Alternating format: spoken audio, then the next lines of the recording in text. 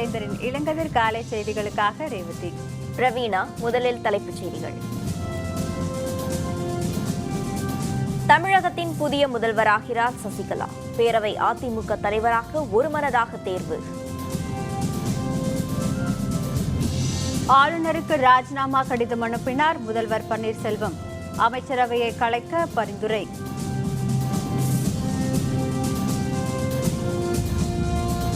IJK தலைவரானார் Ravi Pachamuthu. இளைஞர்களுக்கு முக்கியத்துவம் அளிக்க உறுதி.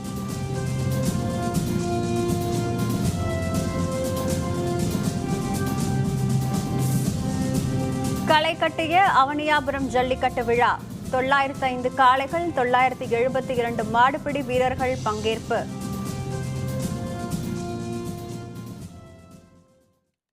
சென்னையில் நடைபெற்ற அதிமுக எம்எல்ஏக்கள் கூட்டத்தில் கட்சியின் சட்டப்பேரவைக் குழு தலைவராக சசிகலா ஒருமனதாக தேர்ந்தெடுக்கப்பட்டார்.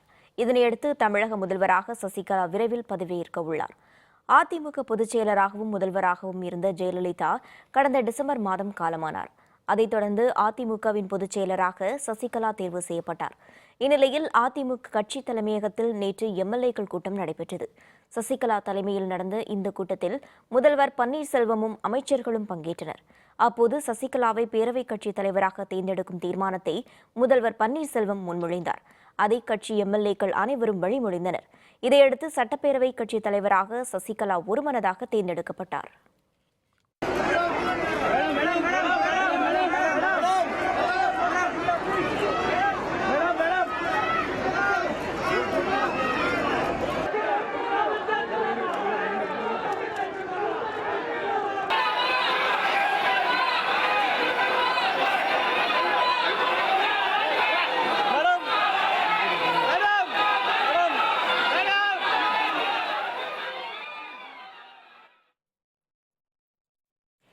இதனைத் தொடர்ந்து பேசிய சசிகலா தான் பொதுச் செயலராக பொறுப்பேற்க வேண்டுமென முன்பு வலியுறுத்திய பன்னீர்செல்வம் தற்போது முதல்வராக தான் பதவியேற்க வேண்டும் என்றும் வலியுறுத்தியதாக தெரிவித்தார்.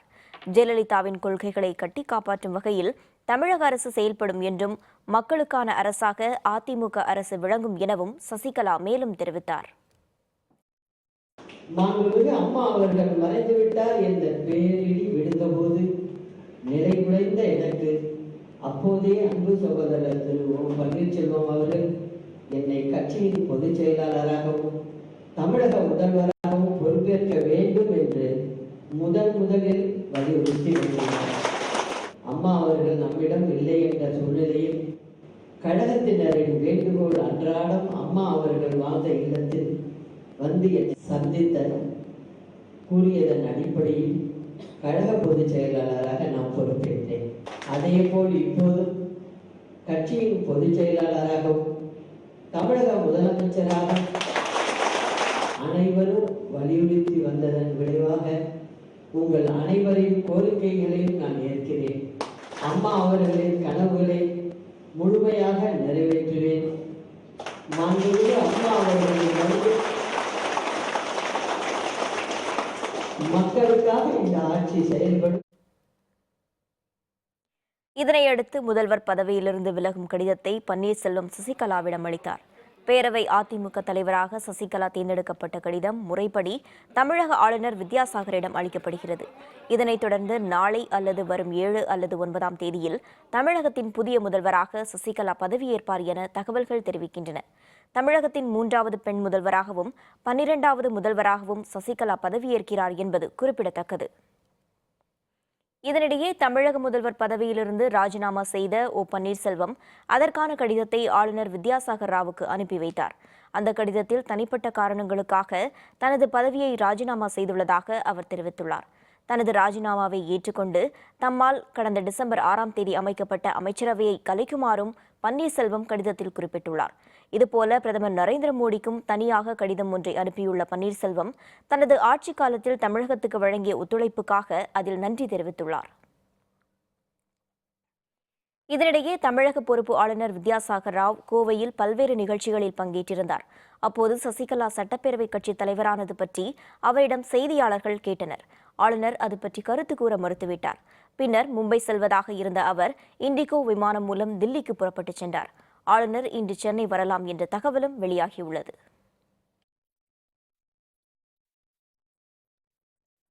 இந்திய ஜனநாயக கட்சியின் புதிய தலைவராக ரவி பச்சமுத்து தேர்ந்தெடுக்கப்பட்டுள்ளார். இதற்கான தீர்மானம் கட்சியின் மாநில செயற்குழுவில் ஒருமனதாக நிறைவேற்றப்பட்டது. இந்திய ஜனநாயக கட்சியின் மாநில செயற்குழு கூட்டம் திருச்சியில் கட்சியின் செயல் தலைவர் ரவி பச்சமுத்து தலைமையில் நடைபெற்றது. இந்த செயற்குழு கூட்டத்தில் இந்திய ஜனநாயக கட்சியின் செயல் தலைவரான ரவி பச்சமுத்துவை கட்சியின் தலைவராக பொறுப்பேற்குமாறு கூறும் சிறப்பு தீர்மானத்தை கட்சியின் பொதுச் செயலர் பி ஜெயசீலன் முன்மொழிந்தார்.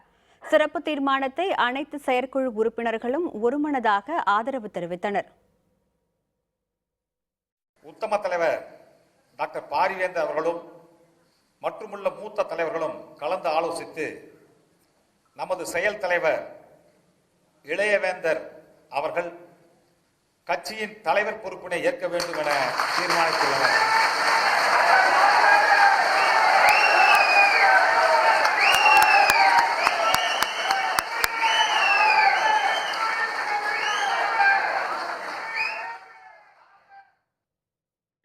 இந்திய ஜனநாயக கட்சியின் தலைவராக ரவி பச்சமுத்து தேர்ந்தெடுக்கப்பட்டதை அடுத்து கட்சியின் பொதுச் செயலர் ஜெயசீலன், மூத்த நிர்வாகிகள், மாநில மாவட்ட நிர்வாகிகள், செயற்குழு உறுப்பினர்கள் அனைவரும் தலைவர் ரவி பச்சமுத்துவுக்கு சால்வை அணிவித்து வாழ்த்து தெரிவித்தனர்.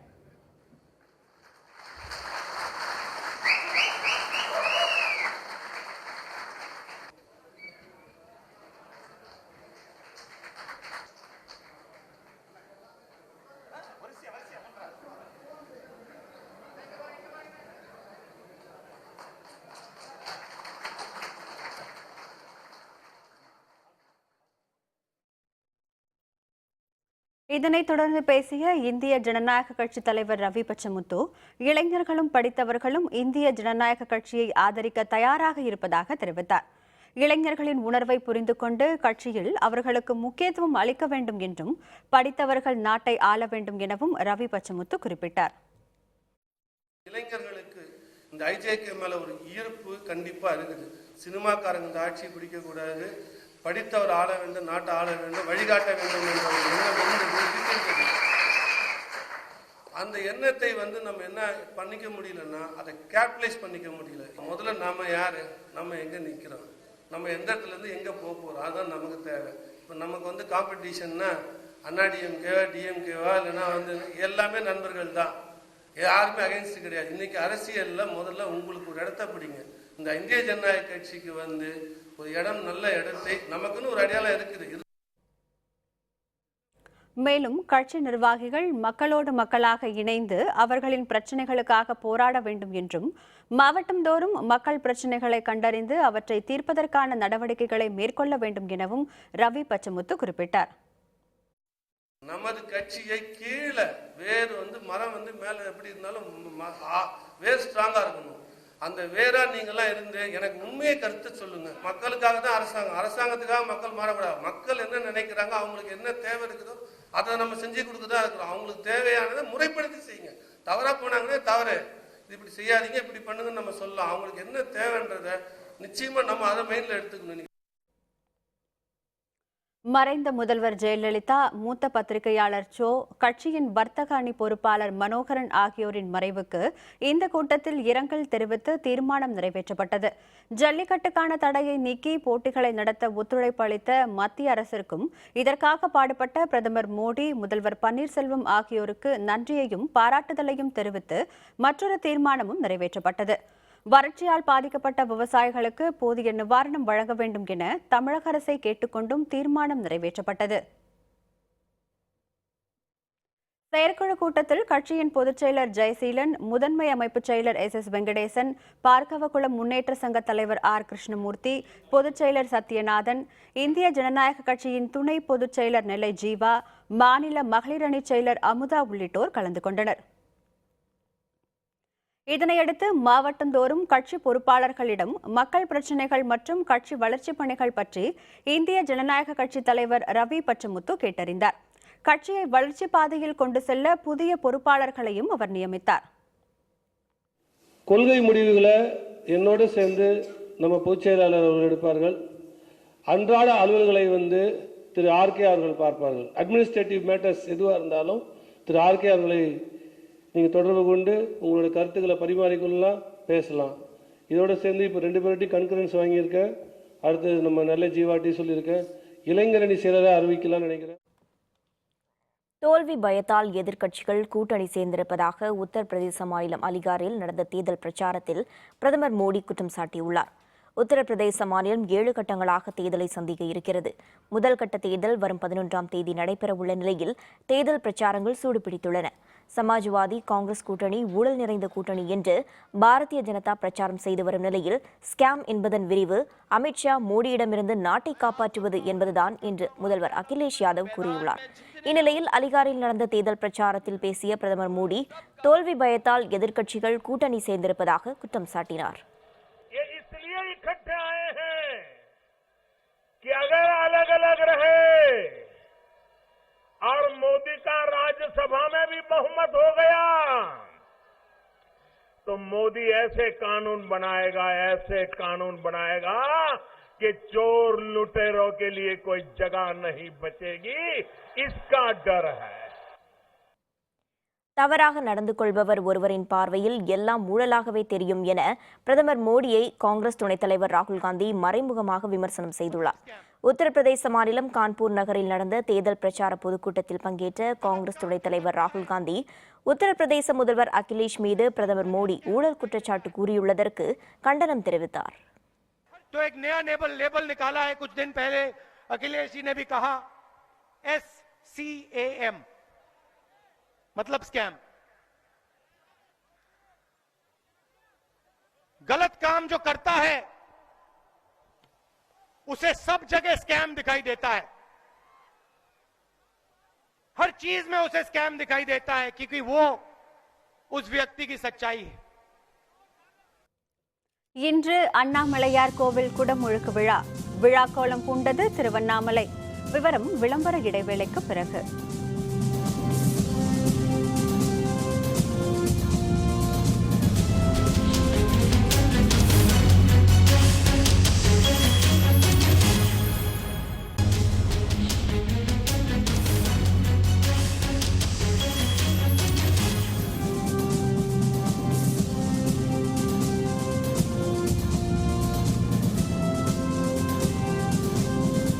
செய்திகள் தொடர்கின்றன. மதுரை மாவட்டம் அவனியாபுரத்தில் களை கட்டிய ஜல்லிக்கட்டு போட்டியில் 905 காளைகளும் 972 வீரர்களும் பங்கேற்றனர். தமிழகத்தில் ஜல்லிக்கட்டு போட்டிகளை நடத்த வகை செய்யும் சட்டம் அண்மையில் அரசிதழில் வெளியிடப்பட்டது. இதனைத் தொடர்ந்து மதுரை மாவட்டம் அவனியாபுரத்தில் ஜல்லிக்கட்டுக்கான ஏற்பாடுகள் முனைப்புடன் மேற்கொள்ளப்பட்டன. நேற்று காலை அவனியாபுரத்தில் ஜல்லிக்கட்டு விழா கோலாகல கொண்டாட்டத்துடன் தொடங்கியது. 905 காளைகளும் சேலம், திருச்சி, சிவகங்கை, புதுக்கோட்டை, தேனி, விருதுநகர் உள்ளிட்ட பல்வேறு பகுதிகளைச் சேர்ந்த 972 மாடுபிடி வீரர்களும் ஜல்லிக்கட்டில் பங்கேற்றனர். வாடிவாசலிலிருந்து காளைகள் ஒன்றன் பின் ஒன்றாக அவிழ்த்து விடப்பட்டன. சீறிப்பாய்ந்த காளைகளை இளைஞர்கள் திறம்பட அடக்கினர். ஒரு சில காளைகள் பிடிகொடுக்காமல் நின்று விளையாடின. ஏராளமானோர் உற்சாக குரல் எழுப்பி அவனியாபுரம் ஜல்லிக்கட்டை கண்டுகளித்தனர்.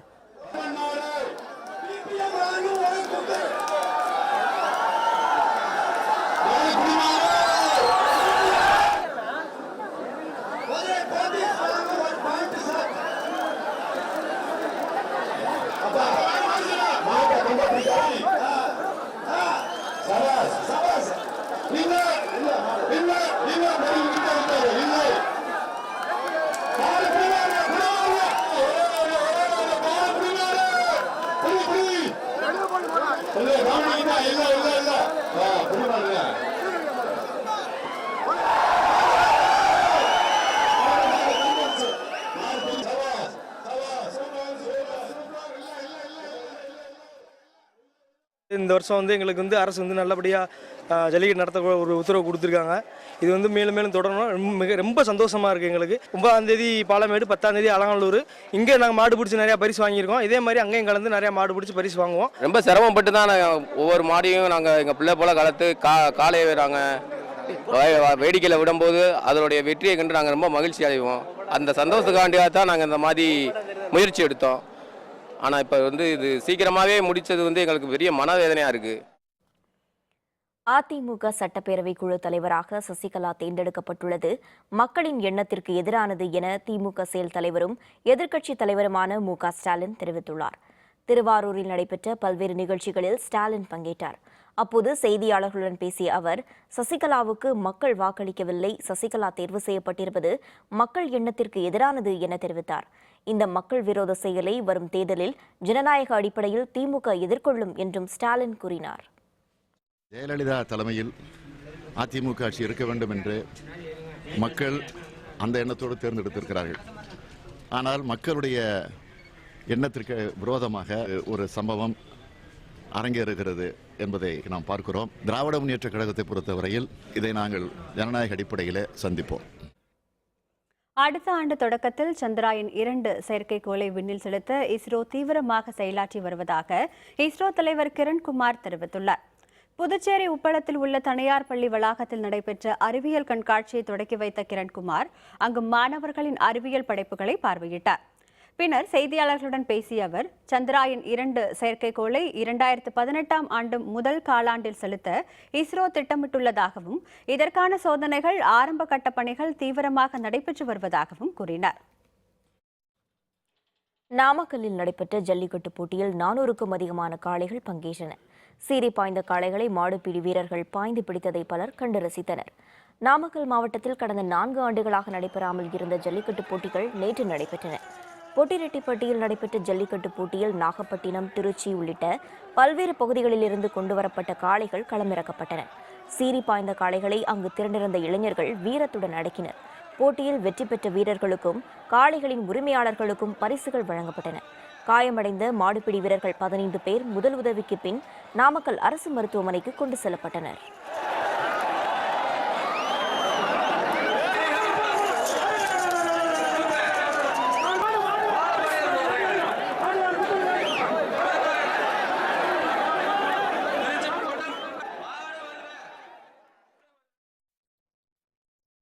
சீமை கருவேல மரங்களை அகற்றுவது தொடர்பாக உயர்நீதிமன்ற ஆய்வுக்குழுவினர் சிவகங்கை மாவட்டம் மானாமதுரையில் நேற்று ஆய்வு மேற்கொண்டனர்.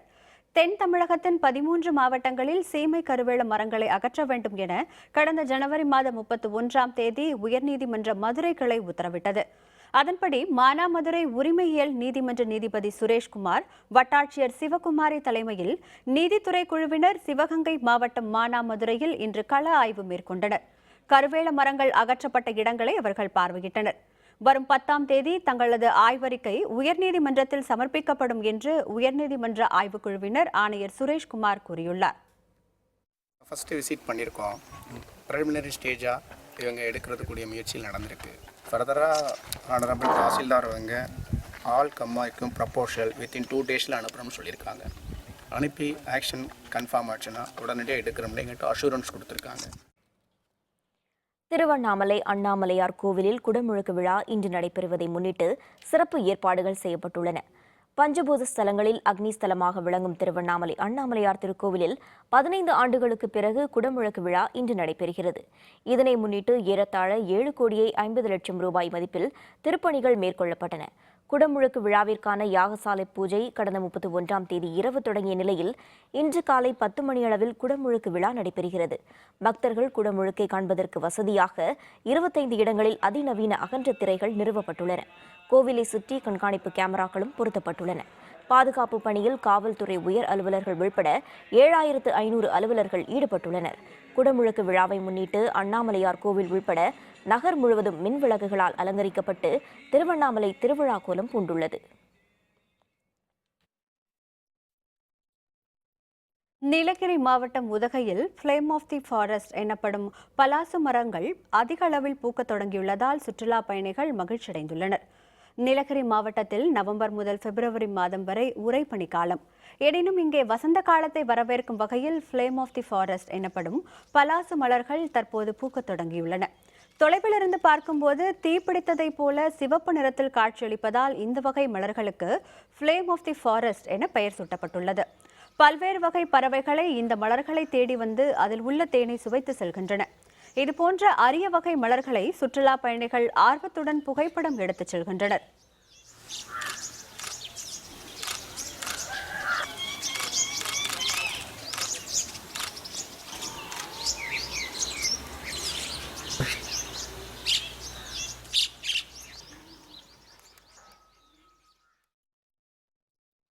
டேவிஸ் கோப்பை டென்னிஸ் போட்டி இரண்டாவது சுற்றுக்கு இந்தியா முன்னேற்றம். விவரம் விளம்பர இடைவேளைக்கு பிறகு.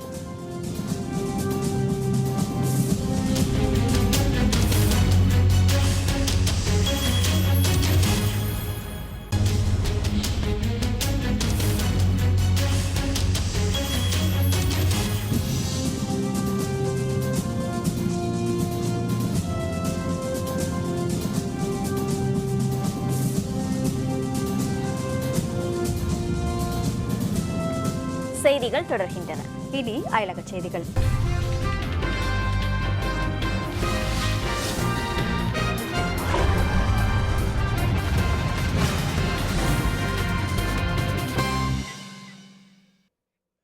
சிரியா உள்பட 7 இஸ்லாமிய நாடுகளைச் சேர்ந்த அகதிகள் மற்றும் பயணிகளுக்கு தடை விதித்து அமெரிக்க அதிபர் டிரம்ப் பிறப்பித்த உத்தரவுக்கு எதிராக கனடாவில் ஆர்ப்பாட்டம் நடைபெற்றது. கனடாவில் உள்ள அமெரிக்க தூதரகம் முன்பு அந்நாட்டினர் உள்பட 10,000க்கும் மேற்பட்டோர் திரண்டனர். அங்கு அவர்கள் இஸ்லாமியர்கள் அமெரிக்காவில் நுழைய தடை விதிக்கப்பட்டிருப்பதற்கு கண்டனம் தெரிவித்து ஆர்ப்பாட்டத்தில் ஈடுபட்டனர். இஸ்லாமியர்கள் அனைவரும் பயங்கரவாதிகளாக அமெரிக்க அதிபர் டிரம்ப் சித்தரிப்பது கண்டனத்திற்குரியது என முழக்கமிட்ட ஆர்ப்பாட்டக்காரர்கள் அமெரிக்காவுடன் கடந்த 2002ஆம் ஆண்டு பாதுகாப்பு தொடர்பாக கனடா செய்து கொண்ட ஒப்பந்தத்தை திரும்ப பெற வேண்டும் எனவும் வலியுறுத்தினர். இன வேறுபாடு பார்வையை அமெரிக்க அதிபர் டிரம்ப் கைவிட வேண்டும் எனவும் அவர்கள் முழக்கமிட்டனர்.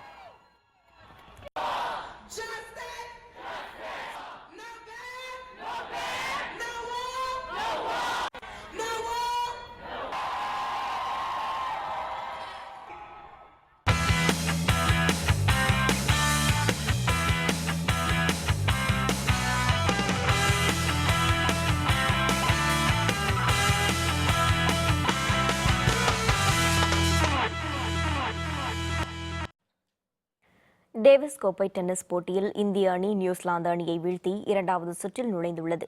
இந்தியாவின் புனே நகரில் இந்தியா நியூசிலாந்து அணிகளுக்கு இடையிலான டேவிஸ் கோப்பை டென்னிஸ் போட்டி நடைபெற்றது. முதலிரு ஒற்றையர் போட்டிகளில் இந்திய அணி வென்ற நிலையில் இரட்டையர் போட்டியில் நியூசிலாந்து இணை இந்தியாவின் லியாண்டர் பயஸ் விஷ்ணுவர்தன் இணையை வீழ்த்தியது. இந்நிலையில் மாற்று ஒற்றையர் ஆட்டம் ஒன்றில் இந்திய வீரர் யூகி பாம்ப்ரி நியூசிலாந்து அணியின் ஜோ ஸ்டாமனை வீழ்த்தினார். மற்றொரு போட்டியில் இந்திய இளம் வீரர் ராம்குமார் ராமநாதன் நியூசிலாந்து அணியின் ஃபின்டி அணியை சந்தித்தார். அதில் 7-5, 6-1, 6-0 என ராம்குமார் அபார வெற்றி பெற்றார். இதன் மூலம் நியூசிலாந்து அணியை 4-1 என வீழ்த்தி இந்திய அணி இரண்டாவது சுற்றில் நுழைந்துள்ளது. அடுத்த கட்டமாக ஏப்ரல் 7 முதல் 9ஆம் தேதி வரை உஸ்பெகிஸ்தான் அணியை இந்தியா சொந்த மண்ணில் எதிர்கொள்ள உள்ளது.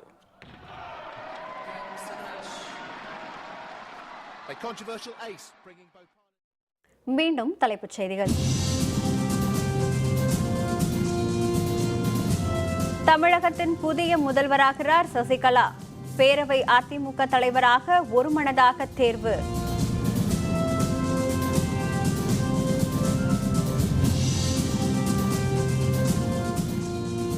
ஆளுநருக்கு ராஜினாமா கடிதம் அனுப்பினார் முதல்வர் பன்னீர்செல்வம். அமைச்சரவையை கலைக்க பரிந்துரை.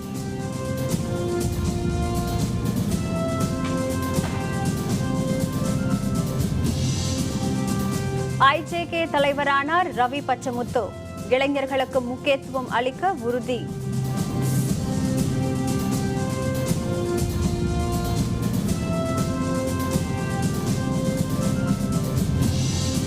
களை கட்டிய அவனியாபுரம் ஜல்லிக்கட்டு விழா. 905 காளைகள், 972 மாடுபிடி வீரர்கள் பங்கேற்பு.